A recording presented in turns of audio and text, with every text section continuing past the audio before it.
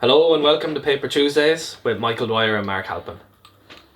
And Ciarán, sorry as well. Yeah, but these are stealing the show, Mark. Are you happy with them? Yeah, I only found them just before the show started. They were on my bed. You had to try and do something. I didn't think my beard would be long enough, but they are. Yeah. I'm feeling festive. Yeah, good. You, Mark, just make a revelation, just a big statement. A renovation. Yeah. Make a statement that you think is very important and the people were listening to know. Jake Paul is fighting tonight, but that doesn't matter because I'm fighting on March 26th in the Art Club A. I love this. This is my favourite Christmas ornament and my family hate it. I wonder why. It's great. Easter music matched with the Christmas scene. Why? I don't know. There's no baby. No baby. What's that? No, that's just the good gifts. That was pre-baby. Pre-baby. I'm sure it'll stop in a moment, but I just thought I want to share this with you. Does it stop? In other news, we have to... It's still going. We have to make a correction. The 30th of December is when there's a dip in the sea for Sarah Robinson, not the 28th, Mark. Okay. What a silly mistake of mine. Thank you, guys. And I was with RK Cakes and Bakes made us biscuit cake. And I did a duathlon today, and I did it with a lot of people, but I won't remember all their names. But Mike Harrington, the Harringtons, Cathal Murphy, Martin Doyle, long loyal time listeners of the show, including Cathal Hayes. We did a 10k run, we did a 40k cycle, and we did a 5k run, and we had a great time at it. And a real big thanks to Kevin Harrington. Now, I love my little connections. The thing was in aid of this Malawi Health Partnership and the Irish Heart Foundation. Boom. Ciarán, Byrne, how are you? Lads, It's a well segment. done. Didn't even know that. Segue. Happy days. Ditch one for the team, huh? Class, love it. You and Hearts, there you go, hand in hand. We don't get on too well. Yeah. We don't get on too well, but sure, look, we got to deal with the hand result, you know. What happened? A long story, but pretty much in a overview of it before we get into it. September of 2020, I got 2 stents in my heart. August is around 22nd, in between the 22nd and 26th, I was admitted into hospital with severe chest pain and really struggling how to breathe and all that. So after a few tests, there was a test called troponin that they do, and when you test for that, it says if you have a heart attack or not. And unfortunately, mine came back that I was showing no signs of a heart attack. But after a load of investigation, it showed that I had 3 heart attacks at the minimum, and that I had some severe damage done to my heart with some significant scarring and some severe heart disease then lobbed on top of all that then. So yeah, it's been a wild ride now, all that now, I must say. So you had 3 heart attacks that you didn't know about? 3, well, I wouldn't say I didn't know about them. I was misdiagnosed when I was in Canada, I would like to say, because this problem was I was born with more so. It's all down to my blood levels and all that, with the platelets and all in my blood. That when I was born, say, my bone marrow produces more platelets, but my white blood cells and my red blood cells are okay. So could have been a gut when I was younger that the platelets were high in my blood levels, because that's what was clogging my arteries up. So from about 20 years old or so, I started getting some uncomfortable chest pain and some when I go for a run, you'd struggle to catch your breath, and I would have always said, "Jeez, I'm just unfit." I was always okay, but I did have a little bit of weight on me when I was younger, and just lost a lot of weight when I was about 21, 22, and I used to struggle the whole time with my breath and all that. I'd be grand for a minute, and next of all, bang, it'd hit me, and I wouldn't be able to breathe too well. But just got over it and powered through it. And then when I went to Canada in 2016, I was 26, and I was with a girl there. I was with her for 8 years at the time, and I was just feeling really shitty one day, and I just ended up saying to her, I was look, I don't feel well, I'm going into hospital, I'm just going to take off work. Where I worked was a coincidence, I was right beside a hospital actually. It was the Humber River Hospital over in Canada in Toronto. I went in there one day, the doctor checked me out and he said, I'm going to book you in for a stress test. which was like just a run on a treadmill connected up to a heart monitor and blood tests and all that. And because, say, in Ireland, I can look back and say in hindsight, like, the troponin test in Ireland came back negative, or to an extent negative. The troponin test over in Canada would have came back negative. So they didn't think it was anything to do with my heart. I was going through a really bad time with just a life. Like, I was going through a lot of hard times, like, because I was only after leaving my girlfriend at the time, like going to Canada by myself, and a lot of stress and pressure when you go to another country to succeed by yourself, like, and to not let anybody down. Like, I'd be a very personal person when I come to that. Like, I take a lot of people's feelings into account, and I'd use them to spur me on, or I'd use them as like, I'm a very kind of open, kind of heart giant guy. Do you know what I mean? Like. Strange enough that I say that, an open-hearted guy. But yeah, that's the type of person I am, like, you know, and I just put it down to a lot of stress and pressure. So I was just going over there, and the doctors over there told me that after all of the stress tests and all done, it was just anxiety. I was like, right, okay. So every time I felt the pain in my chest from, say, 2016 up until September last year, I always said to myself, it's just another anxiety attack. Now, it was horrible because in my head, like, I kind of knew something wasn't right, and I've always said it, even to my partner now at the moment, Nicola. I always said to her, like, there's something wrong. Like, I always felt like there was something wrong with my heart, or there was something wrong with something. I never knew what it was. I just knew, like, and I was with her, and there'd be times there where I'd be driving the car and I'd have to pull over. I'd go blind all of a sudden, like, literally go blind. Like, I'd be just seeing blue. Like, you know, you see blue floaters in your eyes? Well, I wouldn't see blue floaters, I'd just see blue. It'd be just like a river of blue, like, I wouldn't see a thing. So, like, I'd pull over on the motorway, like, it was so dangerous, like, but like, I couldn't tell when it was happening. It just, like, all of a sudden, bang, you're blind, like. So you'd be just, like, where do I go? Tell me when to start braking and stuff, like, and you'd pull over, like, she'd just, like, carry me around, like, hold my hand, bring me around into the car, and be sitting in the front seat then, with her, like, her driving home, say. It happened once or twice coming home from Dublin. Scary shit, like. And it was just mad, like. It was just crazy, that, like, to think that, like. And then it happened to me once or twice on my own, like, and you just have to try and persevere and pull over, like. But again, in hindsight, we know what that was. It was just a lack of blood and oxygen going to my brain and to my eyes because of the blockages in my heart. Yeah, it's Ooh. yeah. Right. Just go. What happened when those? What you learned later were heart attacks. What was going on when that happened? So when I was having the heart attacks, I'd have just a mad heart. Like, the only way that I can actually really and truly describe it, and it's the only way I've ever described it, is as if, like, you know when someone stands on your chest, just stands on it. So, you know when you push off something and you stand on it even more, and you can feel even more pressure when somebody's pushing off the roof there, say, and standing on your chest. Yeah. It adds more pressure into your chest. That's what it was like. Yeah. It was like the Hulk doing it, though. It was just like the Hulk standing right in the middle of my chest, pressing every single thing he had down. It'd go from that. Then I'd have some severe migraines, like, where I wouldn't even be, like, I'd be blind from the migraines. That's how bad it was. I'd have rushes of numbness from my head to my toes, and then from my toes back up to my head. My hands would be all numb. It's mad, like the stabbing pain, say, along with the pressure feeling, goes from my chest straight through into my back, into my shoulder.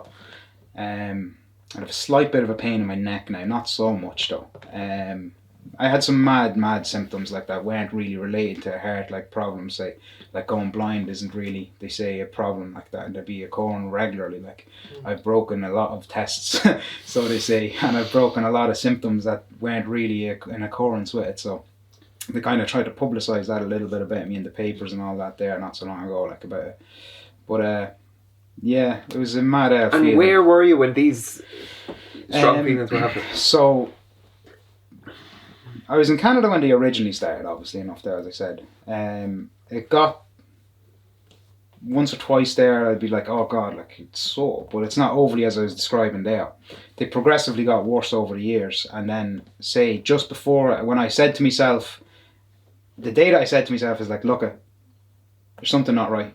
It's not anxiety anymore. You need to go get checked. That day I was in work, and I was having them slightly on and off all week, and I actually handed my notice in on the Monday.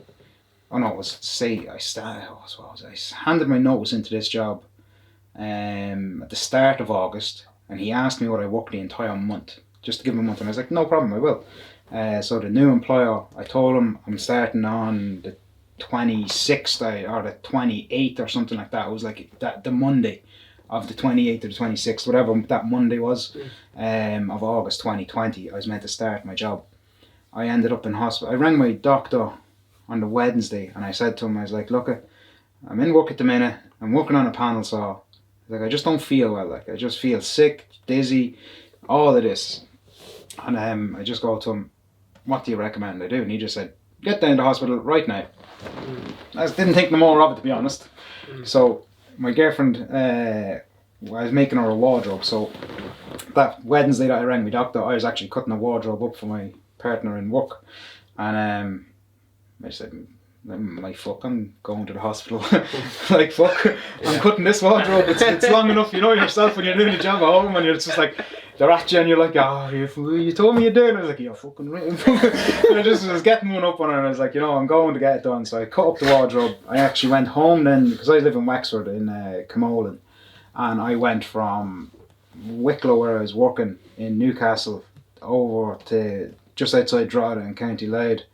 I went home that night on the Wednesday to paint the wardrobe in my dad's spray booth, because he's a panel beater and that he has his own shed, like, so I'd use it the odd time to paint things at the time.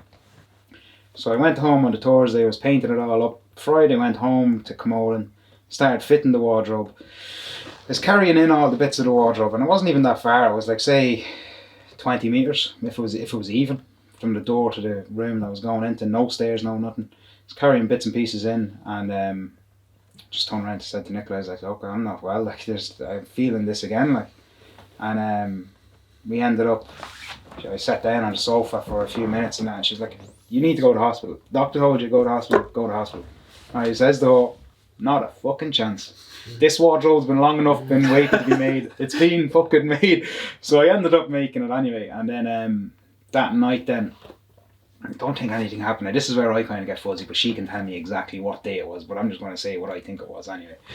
So this could be like a week or so of a change now, like, right, this is a strange one, right? So we went, it just all happened. There was so much happening, like, and so I'm very sure it was the following week.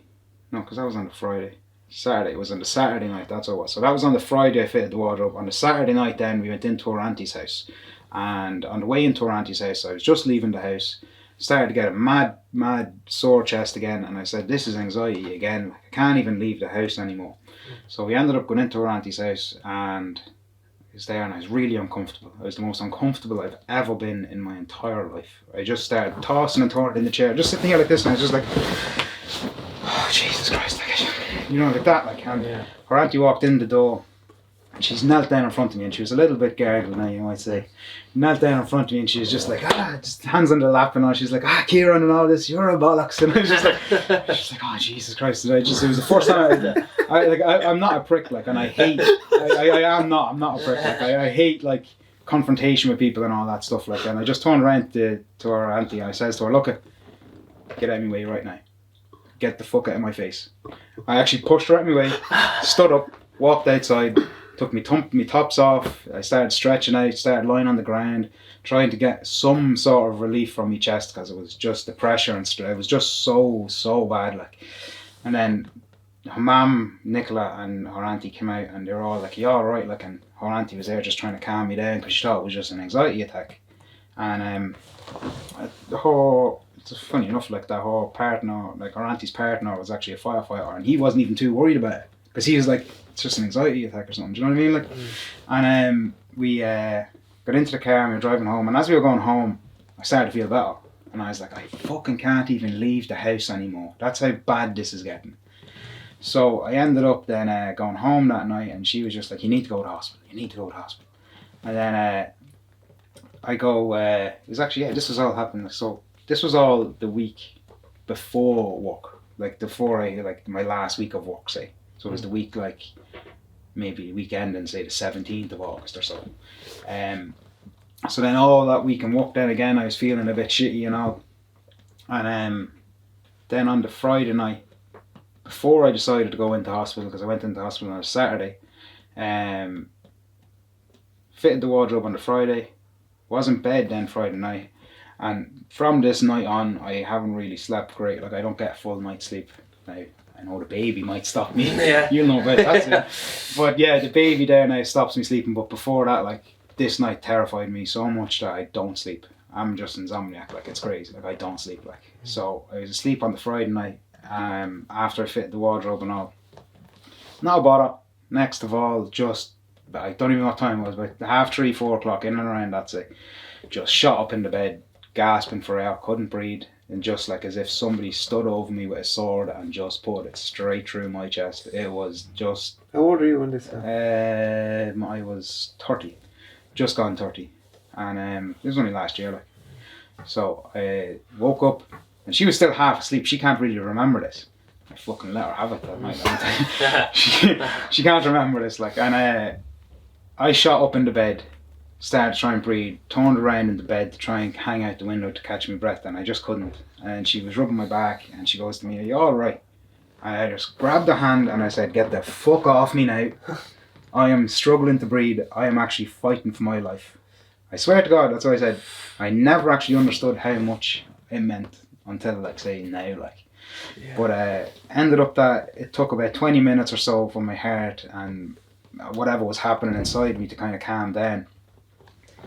Next morning, I went into Enniscorthy. We were going to a party that night on the Saturday in our friend's house. It was a surprise party. Sorry, wait, you're still not going to the hospital? No. After the doctor's telling me on the Wednesday that I should have been in. What is holding you back? Is it just is it still this anxiety thing? It was just the anxiety in my brain saying it was it, and pig ignorance. Yeah. That's all it was. It was just pig ignorance. I said to Nicola, I was like, look, I'll go to hospital on Monday. Okay. I'll go on Monday, but I want to go to this party. I said, I haven't seen the lads since lockdown and stuff. I was like, lockdown is after dividing everybody. I said, I want to be there, like, and that was the way I was fighting to go on Saturday to this party. That's why I was kind of being pig ignorant. So on the Saturday then I went into Enniscorthy, into Begay Barbers, and got my hair cut off Joseph in there. Deadly guy. Absolutely, he's deadly, so he is. Got my hair cut off him, and I said to myself, right, I'll go up to her auntie's and we'll go home. We had a few bits and pieces to do. She was going off to a baby shower and stuff. And went into town, got the haircut, was walking up the hill. If you know where Begay Barbers is, that's what I said. Up Wafer Street. Yeah, you're going up. I don't know the name of the street, but you're going up the hill anyway, right? You're going up the hill then towards the football pitches. There's a football pitch up there. Oh yeah, going to Belfield. In behind us, the housing estate. So you know the road I'm walking up then. Yeah. So I'm walking up that steep enough hill, like, and started really struggling to be able to walk and really maybe not being able to breathe and stuff, like, and there was like, I'm only 30 at this time, like, and I'd still think of myself as not that old, like, do you know, I'm still young, like, and there was loads of kids, like 18, 19, 20-year-olds all walking down the hill and up the hill. There was around, like, I said to myself, I am in my bollocks sitting down here looking like an old man. I'm making it to the top of that hill, and I made it to the top of the hill, and I said to myself, when I get there I'll rest. Got to the top of the hill and I said, I'm at the top of the hill now, fuck resting, go down to the house and rest when you get to the house. So I brought myself, like, giving myself little goals to get there, like, you know what I mean. Got to the house, got into her auntie's house, and I just turned around to Nick and I said, look, I'm going to hospital right now. I said, there's something really, really wrong. I said, I can't even walk anymore, like. So she was no bother. I ended up driving her to her friend's house to go to the baby shower. I drove myself into the hospital. The doctors are going mental. So I drove myself into the hospital and she came in, because we thought I was going to be in there. Yeah. Okay. So Enniscorthy to Ferns, then Ferns into Wexford then. Right, okay. We just thought it was going to be like a check-up, see if you're alright, home that night. No, jeez, no. So we went in, and that's when they did the blood tests and everything seemed normal. They even said it to me, everything's fine, not a thing wrong. But there was like a little tiny blip on my ECG. One nurse, like, I'll tell you this, one nurse that saved my life that day. It was just crazy, like. she seen the blip on the ECG that nobody else seen. She came in and she showed it to me, and she's like, "This isn't right. Like, it's tiny. It's like a millimetre or two. Like." So then they ended up bringing me down to the CCU in Wexford and did loads of tests. Still couldn't find anything wrong. Went in on the Monday. So on the Saturday I was in ICU on CCU on Saturday night. Sunday, Monday I went and got an echo done. It showed that the bottom half of my heart wasn't working. And they just said to me, that could be normal. That could be just your heart. Everybody's different. You don't probably never use it. I was like, no bother. And they go, right, we're going to try and book you in for an angiogram. I was like, no bother. And they go, bit tight on time. We don't know if there's going to be any this week or when there's going to be one available. So just stay there. So on Monday and Tuesday, they kind of were on about the angiogram and that, and then as it was going on, like with more tests they did on me, they were just like, we don't know if we want to send you for the angiogram. We just don't think you really need it. So there was a good, say, 6 to 8 hours where they weren't actually going to send me for it. And just got a phone call then on the Tuesday that they were going to send me for the angiogram. So all day Monday I wasn't going. On the Tuesday then they were going to send me for it. But in the meantime, they took me out of the coronary care unit and brought me just to a normal ward, and just kind of walked in and kept an eye on me more so. And had this little hair monitor on me and all, just keep an eye on me that was linked to the CCU. So went then on the Wednesday. So they moved me into the St. Joseph's ward on the Tuesday, and on the Wednesday then I ended up going for the angiogram down in Waterford. And that's when they found a 90% blockage in my left coronary artery. And I swear to you, it's crazy because the nurse that did the angiogram, she was lovely. She was a little Polish woman, lovely girl. She's not there anymore, unfortunately. I was down there again since to get another angiogram, so I know she's not there. But when I got the angiogram done, the doctors rang Wexford, like the Waterford team rang Wexford like 4 times, making sure that the paperwork that they sent down to me was the right paperwork, because nothing that was on the paper matched what was inside my body. There was like, I think there was about 20 student nurses and that, nurses and doctors, say students, like in the room as well at the time. Every single one of them said the same thing: how is this man alive and how is this happening to him? They all come over to me one by one, like as if I was a dog, like, put just a hand on my head and a hand on my shoulder. They're just like, "Are you okay?" And I'm just like, "Yeah, I'm grand." Like, just what's on the screen? Like, what's all them black dots like? Do you know what I mean? Like, and they're just like, "Oh, they're normal and stuff." It was funny, like, because I was there, like, said that question to the Polish doctor. I was just like, "What are all them black dots in my head?" She's just like, "Ciarán, please stop. I am messing with your heart right now. You do not need to move." I'm like there talking away. I didn't think it was that serious, but like when they go in through your wrist here, like, and then they go up through your artery here and then into your heart, they blow up this like this dye that shows if there's a blockage or not, and you can feel like a little tickle in your throat. Like, it's just a weird feeling. Like, and then just having somebody mess with your heart is just like, it's a weird feeling. Like, you can't describe it. And when they put the dye in, they found the blockages, and then they stented them. I got 2 stents in my heart because it was so big. They thought initially it was only going to be 1, but I got 2. But yeah, it was crazy. Like, and every one of the doctors, and the worst thing, the thing that I hate the most now, I know everybody, like, you don't know what goes on behind closed doors and all that kind of stuff for everybody, but the one thing that I really am, I don't know, more annoyed about with everybody, all the doctors and all about, is like, every one of them have all said to me, I must have taken cocaine all my life, for every single day of my life, for it to be this bad. And honest to God, over my child's life, I have never once in my entire life ever taken cocaine. Like, and I've always smoked weed. That's it. Like, I've never done any hard drugs whatsoever in any way. And just to be absolutely, like, did you smoke weed regularly? Or? Yeah, I would have loved it. Like, I'd be a weed connoisseur, you know what I mean? Like, I'd be a connoisseur of the old marijuana.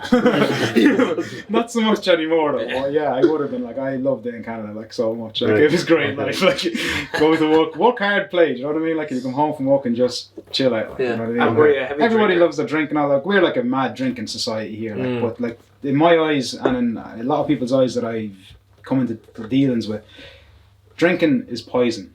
Simple as that. It is. It's poison in your body. Well, Poison in your blood. It is though. If you think Shout about out Paddy Blues. yeah. No, but it is though. It is. It's poison. And if you think about it, Right. it's legal, right? Where a plant is not.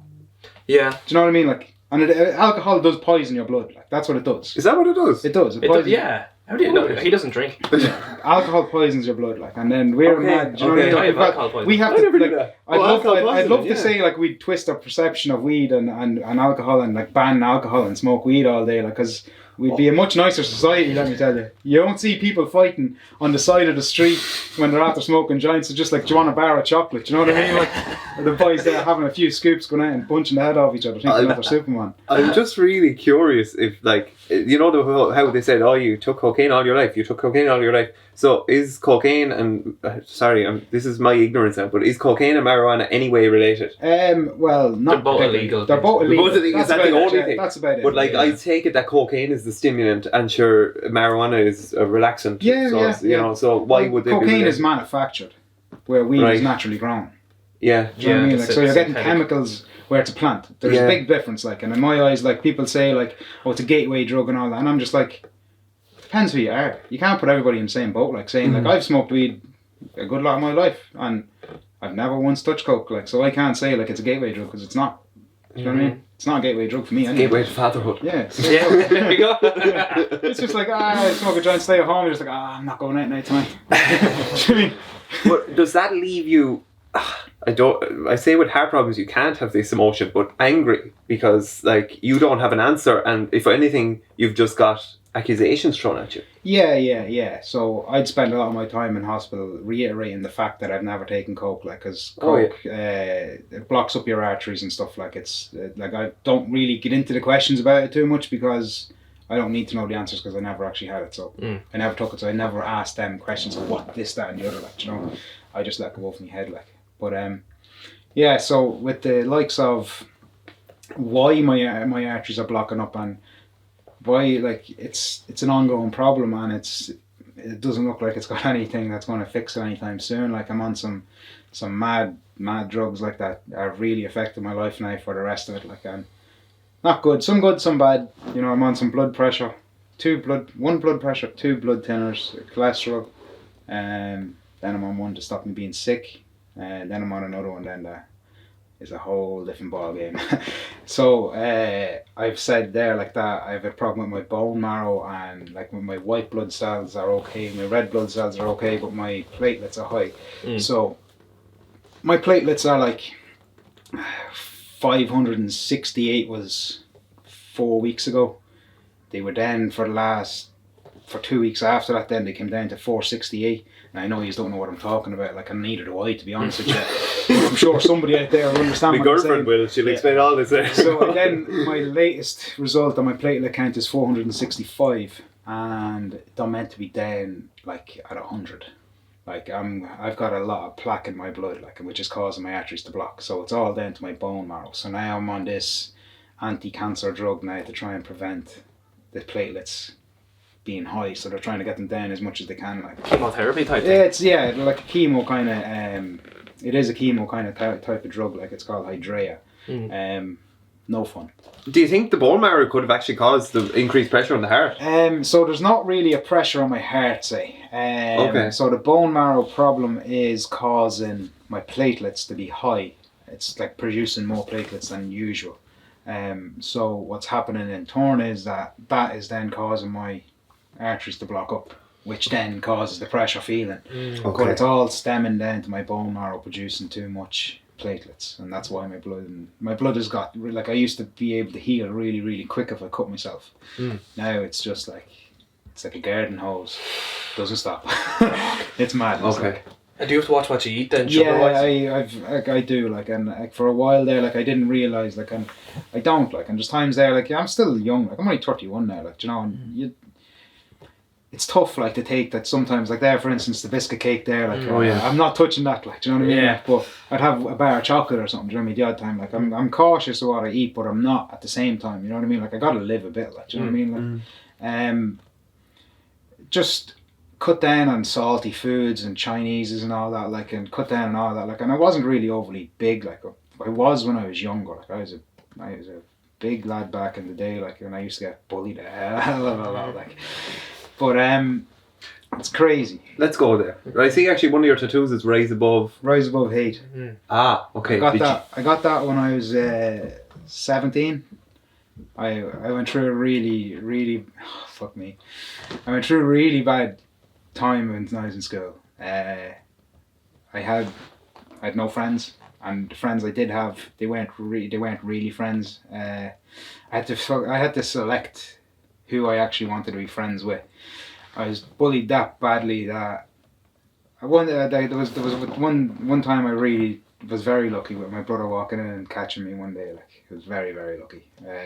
He caught me just at the right time, pretty much. But in school, like, I got called really bad names because of the size of me, and I had really long hair. Like, I was different. Like, I was just different.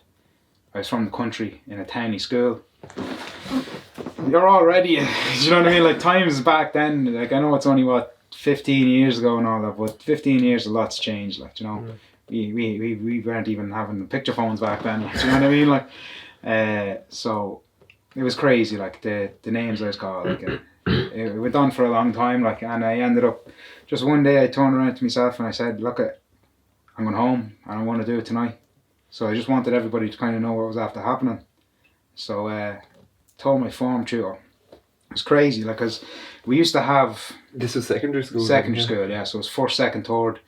TY, not so much. But then fifth year, I kind of just left school. Like, I wasn't really in that much. Me and a guy just missionated the whole year. Like, shout out to Dean Floody. Namaste. Yeah, so... we used to have, like, a form class was where we were just like our own class. I don't know if you had it, like a form class. Class tutor was what we it was class tutor. Like, do you know what I mean? Like, you just went there and you chill out, talk about whatever. So we had form class, we had a break, and then we had our history class. But we used to change the history, even though it didn't matter. Like, we changed history to where the form class was. Teacher used to leave the classroom open and we used to go and stay because we used to have the same teacher for history and form class. So one day, it's a Thursday, I said to myself, fuck this shit. So after getting bet the shit out of during class, like, I used to get beaten up so much, like, and it was like a game they used to play. And I know right well, if they're listening right now, they know exactly what I'm saying. Like, there was only me and another guy called Matthew Cowan. Matthew was a bigger guy as well, like, but he kind of stepped in to try and defend me a little bit, to try and take some of the beating off me and take some of it himself, like. So there was a lot of lads from different years, different classes. There could have been about 20 or 30 lads in the class at one time beating the absolute shit out of me. It was like a game to try and get me down to the ground, like, because nobody could take me down because I was so big. Like, it was a game. Like, we used to get stabbed with compasses, pens, and everything. Like, it was crazy. Like, I got I actually have a story up on Facebook about this as well. Actually, I must think of that. Yeah, I do. So. I have a story up about this big long thing I did. Like, I'll get onto the cigarette burns in a second. But during the class, like during the break in between the history and form class, I used to be bailed into the room, beating the shit out of me, and it just like, why wouldn't I have went anywhere else? I was asked. Like, I was just like, where else was I meant to go? Like, I was in a safe place apparently in my classroom. Like, you know. So. Did you ever? Did that god awful thing and tell, or was that like unheard of, like in school? Did you tell a teacher or such? Not so much, no. And like you'll learn now that was definitely frowned upon. So right. I stayed back after form class. So I got history, was beaten up all through the break, had form class, and walked up to the teacher and me bawling my eyes out, telling her like, been called names, and she's the only one that I've ever told the names to. Like, I don't tell anyone the names I was called. Like, I can't face them still. Like, it's just horrible. Like, so I ended up then going home. It's crazy. It's just went up to my room all night. Mum and Dad were downstairs, my brothers and that, and then I only know this from when I came home from Canada, that my mum actually turned around and said to my brother that the form teacher was after calling my mum and dad to say what was after happening and to keep an eye on me. And that's when she sent my brother up to me and caught me, like. And it was mad, like, just to think that a teacher would ring and say this, that and the other. Like, a lot came from me talking, like, do you know what I mean? Like, and it was great. And Siobhan Moore saved my life that day. Like, it was crazy. It was crazy. And she never even knew it. Like, it was great. She just never knew, like, she did. So then we ended up going into school the next day, and it was just, like, I'll tell you straight out, the post that I put up on Facebook was a lie, and the guys that bullied me know that it was a lie. And that's the funny thing about it, but they'll never say it was a lie. I said that there was like 20 lads bullying me when it wasn't. There was like easily 40. Really, there was 40 or 50 lads bullying me. Like, it was madness. Like, I couldn't go into school without getting beaten up. Like, I've been called names. Like, and the 20 lads, I even named this. I could say his name right now, but he wouldn't be too appreciated of it now, because we fucked them all. Like, It's called Willies. yeah. Willies. So this guy, I'll say his initials, right? DC, right? And he knows who he is, because he knows who he is. Like, and he texts me saying, I never knew that happened, and all that. And he knows right well it happened, because he called me it too. Like, right? This is where I was being very selective of my friends. Yeah. So it was that bad that I actually had to say, I'm not telling on these lads here, because these are the nicer lads out of the entire lot of the bullies. I had to pick my friends out of my bullies to try and actually have friends. So I picked a few lads, and then all the others were lined up in a row. And that's when the lads know that it wasn't just 20 lads say that were bullying me. There was so many more, because they even said to me, one fella, I'll name straight out, you fucking cunt. You turned around and you said to me that day in the GPA, we're not telling on everybody, as you were shaking my hand, looking me dead in the eye. And I know you remember it. And you know who you were talking about, and you were talking about DC, weren't you? And that is me actually pitching that to him there now, if he hears this. Like, you know right well that you did that, and I'll never forget that. Like, there's things like you never forget in life. Like, that's one of the moments that I'll never forget as well. When you're being totally harassed in every way, like, and somebody turns around and says to you, as they're apologising to you, you're not telling on everybody. Do you know what I mean? Like, it's crazy. And there's 20 or 30 lads lined up in a row, like, and you're not telling on everybody. It's just like, fuck me, lads. You know what I mean? Like, that was tough, like, you know. And yeah, it was a very dark time in my life, that now.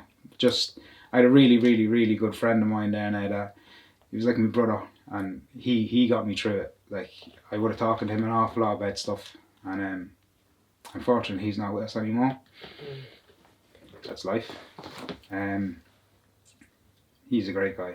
He was a really, really great guy. Like, he saved my life once or twice, like, without even knowing it, just by being himself and being there. I don't want to say his name, to be honest with you, because respect to his family and all that. They're great people, absolutely amazing people, and it's tough what they're going through. But then I always kept in my own head that I'm destined for something great. And even though I might have never materialised it, in my brain, to keep me going, all I kept saying was, you're going to be something great. You're going to, like, I always thought, like, I'll make it as a fighter, I'll make it as something. So far, it hasn't really planned out. You know, I'm just myself, I'm just a normal person, say, walking the street, just like them famous people say, like, but I always dreamed that I'd be a little bit famous in some way, like. You were talented, like, when you look at all your sporting history. Yeah, I was, I played GAA for a while, like, when I was, like, growing up until I was about 22 or so, and then kind of had a bad injury and that, and then the club I was with, great club, management was terrible at the time, no matter, it's like kind of like, you know, the generic GAA, no matter how good you train and how hard you train, the player that doesn't train but has a name gets on ahead of you. The same old, so it kind of tarnished, not what I think of the club is great, but what I think of that management team at the time. They put a big sour note on how I treated the club, and by meaning that is I walked away from the club because of them. And I gave them the best years of my life. Like, I gave them everything I had at the time, had great times with them, met some incredible people, and never forget certain managers and all that really helped you and all that. Like, but then I moved on to, with the bad injury that I had in my ankle, I went on to pick up jiu-jitsu and boxing again, because I was boxing kind of when I was younger. Not competitively when I was younger, it was just more so the training aspect of it, to try and help me lose weight and stuff. So I went back boxing training to help up with my ankles, and did great. Went fighting then, like, and didn't win really, but put on some great shows, like, do you know what I mean? Like, it was great performances I put on, and that's kind of, I was thrown into the deep end really, like, because you're put in against a guy in the army in the semi-final of a Leinster's, and it's your first fight, and he's been boxing since he's like 12, 13. The best thing he ever said to me was, "That was your first fight?" And I said, "Yeah, it was." And he says, you're a little animal. Like, do you know what I mean? Like, he says, "Fair play to you, like, you are a little animal, keep going." You know, and that's, when you lose, that's all you need to hear, like, do you know what I mean? And that's why I always kept on saying, is I'm going to be something good, like, just got to keep focused. So I went to jiu-jitsu for a long time, and never really got ranked in it too much because of the gyms I was in. One fella there now, there's 2 lads there now actually, sorry, that I owe a big thanks to in getting me into jits, and kind of more so saving me a little bit, because if it wasn't for jits, I wouldn't be here, because it kind of, in one way, saved my life because of the way it changes your breathing. And if it wasn't for the way that I learned how to breathe throughout those years in jiu-jitsu, like, when they always said to me, like, when you're struggling for breath, there's always a way. There's always a way to breathe. So I found a way when I was having the heart attacks and stuff, like, you know what I mean? Like, I started breathing through my diaphragm in my stomach instead of my lungs. You know what I mean? If I didn't know how to breathe through my stomach, I wouldn't have been able to breathe at all. So Keith Kavanagh and Niall oh jeez, I can't fucking remember surname now. Jesus, I'm a right cunt, aren't I? Keith and Niall Fannin. Niall Fallon, I was about to call him. Sorry, Niall. Niall, I owe you a big thanks, and Keith Kavanagh, 2 absolute legends. They kind of seen something in me there, just like, you're very good at somebody that's never done it before, like, you know. So this is like 22 and stuff, like, so I kind of picked it up because of this inspiration they were giving me. And went on and won a lot of competitions. Won the Ontario Provincial Championships when I was in Canada in 2018. That was probably the biggest achievement in my life now, to be fair, apart from my child. But all of that then, after the sporting and all that, I came home and wasn't really doing it too much because I wasn't feeling great. I'm at lockdown and all that kind of stuff, which is kind of like probably beneficial that the lockdown happened to me, because I wasn't working for them 6 months of a lockdown. If I had been working, God knows if I'd be here. Do you know what I mean? Because I'd be putting more stress and pressure on my body and all that. Like, maybe it wouldn't have been in August I'd have been to hospital. It might have been April or something. Do you know what I mean? Like, but the lockdown happened for a reason for me. Although the whole thing will not go into the conspiracy side of that. But yeah, anyway, it's just mad. Like, it's always been like, it's always, in my eyes, it's always been like, that's the way it's happening. It's your life is panned out for you from the day one, like, and I've been put through all of this for a reason, to try and be stronger, and I am fairly strong, I'd like to think. But what I'd say about me thinking that I'm going to be this big deal or like whatever, I'd maybe say that maybe it's not me that's going to be it. Maybe I'm here to inspire the next generation or something to do something, and maybe it's my son that's going to be something. And it's not that I'm going to put pressure on him, because he'll be who he wants to be. If he wants to be a teapot, he'll be a teapot. Do you know what I mean? Like, but I'll always support him, and I'll always ask him to be the best teapot that he can be, like, and that's all I'll ever ask him. So maybe I'm here to inspire some young person out here that's having some kind of chest pain that they're not understanding. Go and get checked out. You know, like, you're playing with, not just playing with your own life, because at the end of the day, everybody's going to die, and you're going to go at a certain time. Nobody knows when it's up, but try and prevent it as much as you can, because what you do is you just pass the burden on. Then if you could have got checked out, like if anything had happened to me and I knew there was something wrong and I didn't go, I was being pig ignorant, it's not me that has to deal with this or the sadness and all of the sorrow. It's the family. You know, you're passing that on where you could have went and got checked. Yeah. It's just like, no matter what age you are, this all happened to me, like, I was born with this, like, and all the pain started around 20. It took 10 years, say, for it to actually come to fruition what was actually happening. At any time during that 10 years, I could have just gone, but I'm not. I'm still here, like, I'm still fighting, you know? And it's always the fight that you have to fight. It's always easy to give it up, but you gotta just keep positive and always keep playing on, like, because at the end of the day, you're just passing on sadness and sorrow, and there's no need for it when it's already hard enough to deal with stuff that's on in this world. You just got to try and be there for everybody you can be, you know. That's my philosophy, and it's the way I live my life now. Like, is try to be as nice as pie to everybody, to try and help somebody out, because like at the end of the day, right, you don't know what anybody's going through. You don't know by looking at anybody's face what's actually happening inside the brain. There's a lot of things there now I probably haven't said to you and all that about how I feel like about things. I don't know how to feel about things. Like, I genuinely don't know how to feel. You're sitting in a hospital, like 31 years old, and you're sitting there in the hospital bed, wires coming out of your ears nearly, like, you know, every wire you can think of connected up to your body, and drips on you, like, what cannulas, like 3 or 4 cannulas in you at a time, like, and trying to figure out what's wrong with you, and you're just like lying there like a little doll, and you're like, you don't know what to feel, and I don't know what to feel, and my partner there always asks me, how are you feeling? I was like, I don't know. I don't. You know, maybe that's probably the best, because I don't know how I feel. Like, just not feeling anything really about it. But 2 times in one day, I was in a shop. It was only 3 weeks ago.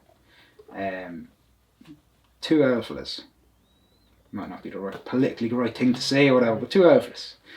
One fella was there paying for diesel, happy as Larry. Jesus, the chap was as happy as Larry. He was there talking to in an Irish way, talking to the one at the till. He was just there like, oh, this, that and the other. Oh, jeez, it's been a great old day, you know. I'm retired now myself and all. Like, just there buzzing off you once I was. And then I was just there like in the queue. I'm never in a rush, like, because I don't work, like, you know. I just be, you're a mad thing, man. Just let me pay for me diesel and go. Like, do you know what I mean? Like, I'm never like pushing someone out the door or anything. Like, you know, I was standing there and I'd be just laughing at people. I was like, that's funny. Like. So this guy, he turned around and he was like, oh, I'm retired and all this kind of stuff, and he turns to me and he says, sure, you'll know what retirement feels like soon enough. But sure, little did he know that I am actually retired. Like, I'm not able to be a cabinet maker anymore. Like, I saved my entire life trying to be the best cabinet maker I could be. I saved 16 years at it and taken away from me just in the blink of an eye. I'll never be able to do it again, like, to the extent I would have been. Like, I know everybody says like, oh, you can't let doctors tell you this, that and the other, you can't let them stop you. At the end of the day, I can't put the pressure on my heart, I can't put the stress on my heart, and all my job in cabinet making was lifting and cutting up stuff and constantly moving heavy things, like, you know, so yeah, I can't do it anymore, like, you know. And that's a very, very, very difficult thing to accept. So then on top of that, then I can't fight anymore, really, because it's too much stress in my heart and too much worry, really, more so myself. Like, if I was to get choked out, what happens? I know I can tap out before I choke out, but who's to say that I don't choke out quicker than I know? Like, you know what I mean? Yeah. Like, it's a difficult situation to be in, like, and I feel very fragile at the minute, like, and I just don't like really overly stressing too much, like, with that. Just try to take it easy. Like, I have a son now, and he's more important than going to fight. Like, I'm more important fighting for him. Like, Tell us about your son. Jeez. So Evan's deadly. Like, Evan is he's only what, 11 weeks old now on Monday. So he'll be 11 weeks old and a day when this is released, I would assume, yeah. He's class. It's his first Christmas. Can't wait. Everything about him. He's just deadly. Like, it changes your perception of life. It changes absolutely everything. It makes you realise what life is about. Now, I know other people have different values in life, but my value has always been family. I'm a very family orientated man, even if it hasn't been exchanged 50-50, you know what I mean? I've always given my 50%, there you go, like, you know what I mean? Like, where's my 50, do you know what I mean? If you can understand what I'm saying, like, I've always given everything I can, like, to try and help everybody in my family, and I know they might say, no, you haven't. It's like, well, I've tried my best. Like, I've always never tried to hurt anybody in my family in any way whatsoever. Always looked out for the best intentions, and Evan there now, like, he's just, it's different when you look at something and you're holding it, and you're just like, that is my flesh and blood. It changes everything. Like, blessed to see me child, blessed to have one. Like, I know everybody is, like, but whenever you have one, but like, from the depths that I was in a hospital bed in August of 2020, if you told me lying on that bed I'd be holding my son September the next year, I'd just be like, no, never gonna happen, never. Like, it's crazy, like, just, it's just mad, like, like the year I've had, like, it's been a hellacious year, like, so many ups and downs, like, and not everybody knows. Like, there's only selected of people that know what's going on. Like, I don't even tell my parents I'm in hospital anymore because it happens so frequently. I live in hospitals. Like, I go in and they know me. Like, and it's not like they on a first name basis. Like, you know, they do know me on a first name basis. Like, I'd walk the halls and they'd be just like, "Hey, Ciarán, how are you?" Yeah. Do you know what I mean? Like, they know me because of what's wrong with me. And it's like, I'm going through what? I'm under Dr. Buckley, my cardiologist in Wexford. I was under Dr. Kelly in Wexford with my bloods. Then I was referred on to Dr. El-Sadi down in Whitfield down in Wexford, on Waterford. And that's who I'm with now, like, and he's the one that's telling me all about my platelet count and all this kind of stuff, like. But for a long time, I was telling the doctors, like, it's my platelets, like, they're high. Look at them, and they're like, oh yeah, it is. So I was kind of pushing the fact of my platelets, and that's where I came about that I was down in Wheatfield with Dr. El-Sadi. But get back to heaven. He's class, though. Like, it's everything about it. Like, I love, like, I don't sleep that much. I love waking up in the middle of the night with him, even though I don't at the same time. Love me sleep, but just like looking at him and looking at him, knowing that you can see yourself in him. You know what I mean? You're looking at him, you're like, he's class. Like, he's just deadly.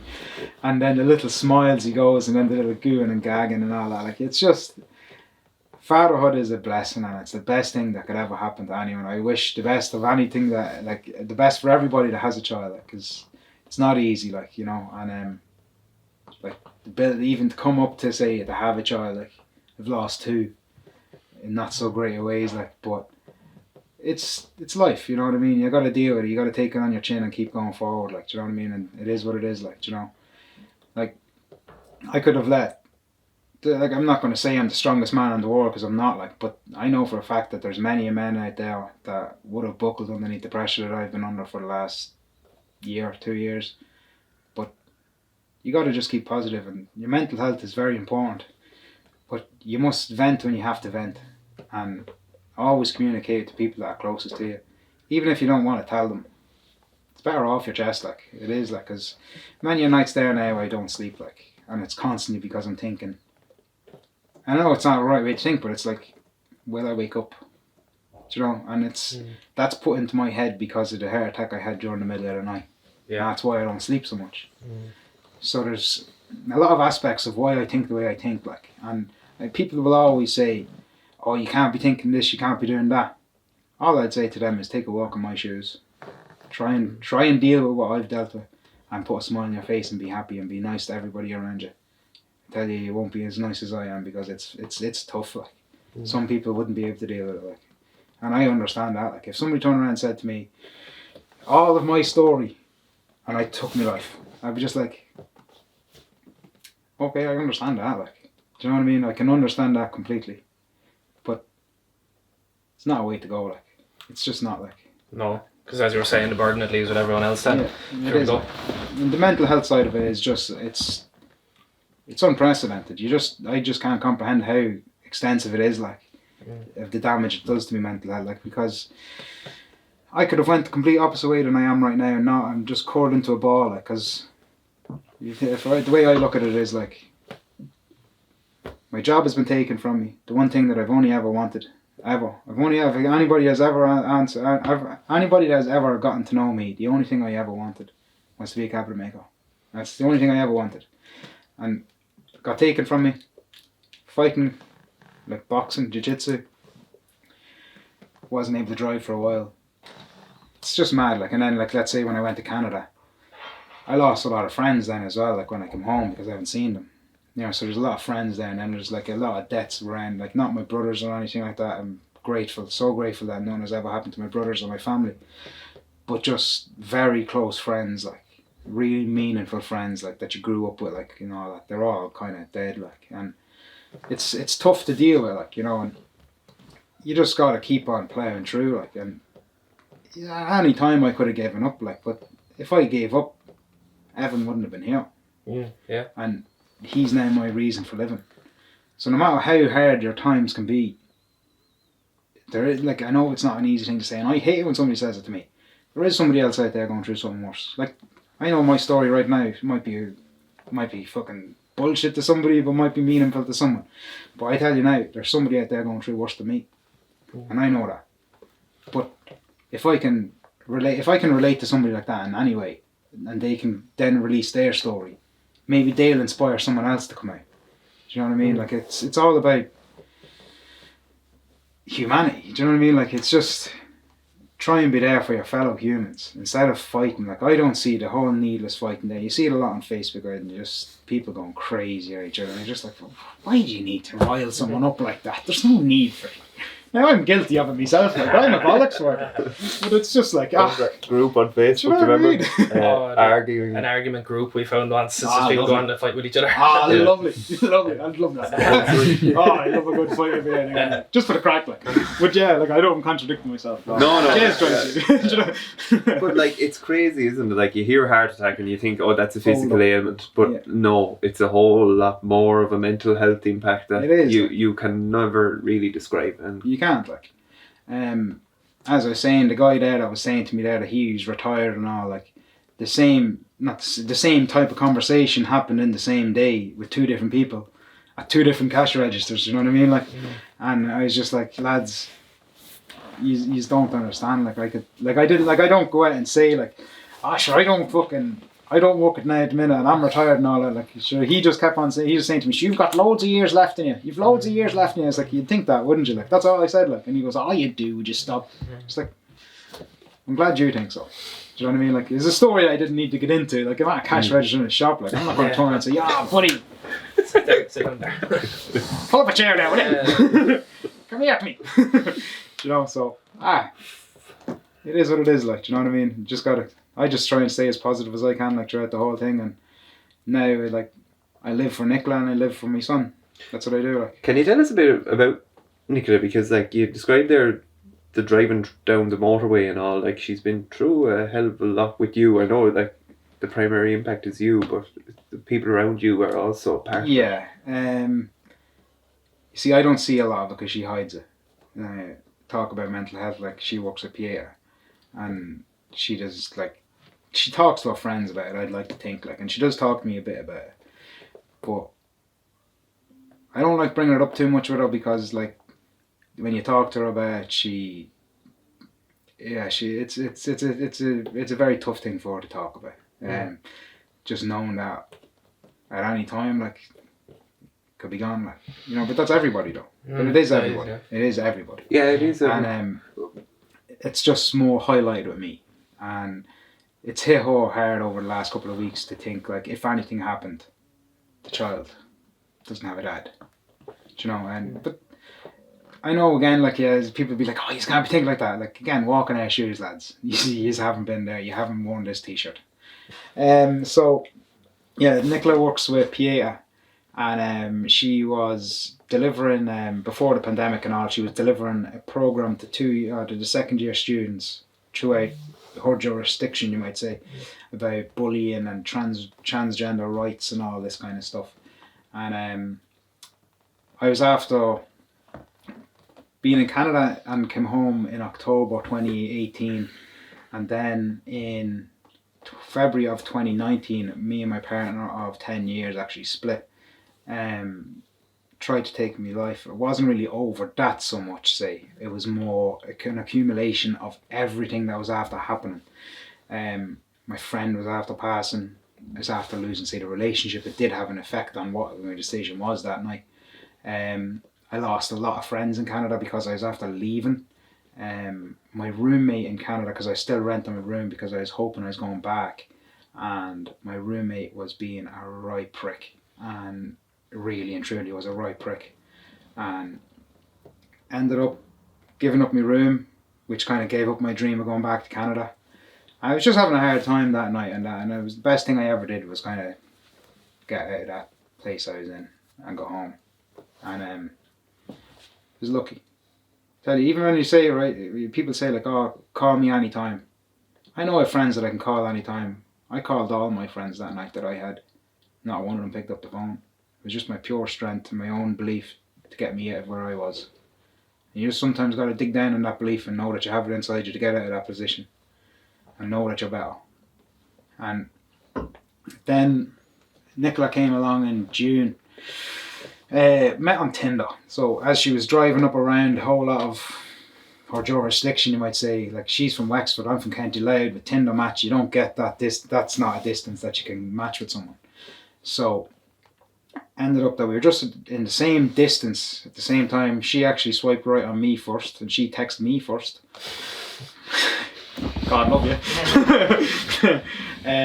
But yeah, it was just the minute, like, I even said it to her, right? It was crazy. Our first date, we went to Dunleary Pier. We were standing there at the end of the pier. She probably thought I was a fucking crazy cunt, like. Stood around at the end of the pier. We actually after meeting in Costa, sorry. We met in Costa first, and then we went down to Dunleary. Took Costa and Tala, just across from where she actually worked. It was just midway between Wexford and Louth. And met there. We hit it off. Like, I was just nervous as fuck from the very beginning. Like, 'cause I seen her walking in. I was like, she's incredible. Like, the best looking girl I think I've ever been with. No offense to any girl I was ever with. Like, but you'll know what I'm saying in a second. Like, I just seen her as walking in. I was like, she is just incredible. Like, and from the very minute that she ever sat down beside me, I knew right well that she was the one for me. Like, it was just straight away. I just knew it. It was crazy. Like, it was just something in my brain. I was like, that's incredible. Like, she did the way we just talked, matched. It was just insane. Like, and I think only people that were in that position before, say, like, where you know, they'll be the only ones that could relate there. And like, we knew, like, when we knew, like, straight away. Like, so we went down to Dunleary Pier. We were waffling away, walked up to the end of it.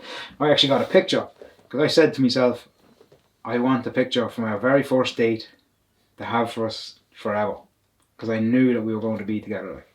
And lo and behold, we ended up being together, and that. And then if it wasn't for Nicola, like, I would not be here. And that's not as if, like, I'm putting pressure on her or anything like that.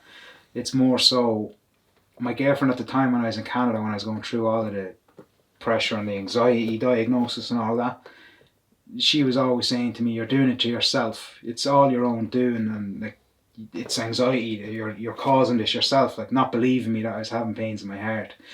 So along comes Nicola, who was after being with a guy who was actually a medic, and she was with him for a while. And when I was talking to her about certain things, she was like, that's not right. She advised me to get checked out, and for her more so, it was just like, I'll get checked out, like, you know, that kind of way, even though I might have been a bit thick in the head and going in, like, but I did eventually get checked out, like.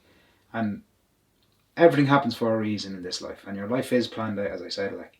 So the day that I met Nicola, or the day that she matched me on Tinder, was the day that I was going to start getting better, like, in a hindsight. Because if it wasn't for her, my own pig ignorance would never have let me go into hospital, because I always would have believed that it was anxiety and not a heart attack. So I would be gone, like, there's no doubt about it. So that's why I'd be also saying then, like, going back on myself, I feel like I'm here to inspire a generation or somebody, and be that my son Evan, and I hope it is, like, and if not, hopefully it's somebody else. Do you know what I mean? Like, just to try and get them to be healthier, where things could have went a different way a hell of a lot, many a times. And I'm here for a reason. He's here for a reason. We met for a reason. I went and got checked out for a reason. Everything happened for a reason. And I am a firm believer that, like, what's for you won't pass you. And I know when you're younger and 16, 17, and an old fella says, what's for you won't pass you. It's hard to take that. You're like, I'm after losing me missus. I'm after been with her 3 weeks. Oh, do you know what I mean? Like, you feel like you're dead, like, inside, and you're lost. It's like, lads, Jesus, go out and enjoy yourself. Like, do you know what I mean? Like, everything happens for a reason. Do you know what I mean? Like, don't worry about it. Just water off a duck's back. That's all you do, and just keep her like. You're on Paper Tuesdays for a reason. And That's it, on yeah. Paper Tuesdays, Ciarán, we have this thing called Flash Flood, okay? So, this man is one hell of a fella. Let's have a look at what he has to say this week.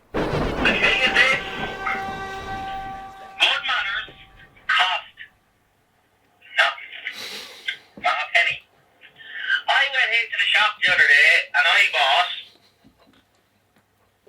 a drink and a lollipop, and I had some cash, Johnny Cash, in my pocket, and I went to pay the lady. Paid the lady with the cash after saying, how much are those?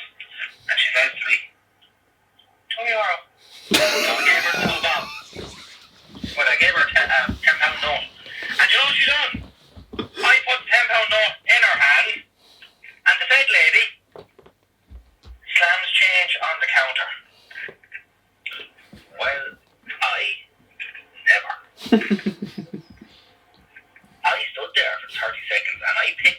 fucking kind. Despite leaving me handout for her to place it into, it was put on the counter. Not hard, not acceptable, and not very fucking Christmassy. Not very Christmassy. Not very Christmas. Wow. Do you agree with Flash Mode? I'd agree with him, yeah. Yeah, definitely. He's one hell of a fella, isn't he? You actually, remember he was going to each shop and you said to him, bring me back a compliment and a pack of rashers. Yeah, he did want that. I told him to give me a compliment. He never given me the compliment since. No, he wasn't getting one from her. Wow, okay. That's been quite the message. You have been incredible, Ciarán Byrne. We wish you every health, success and happiness, and to Evan and Nicola.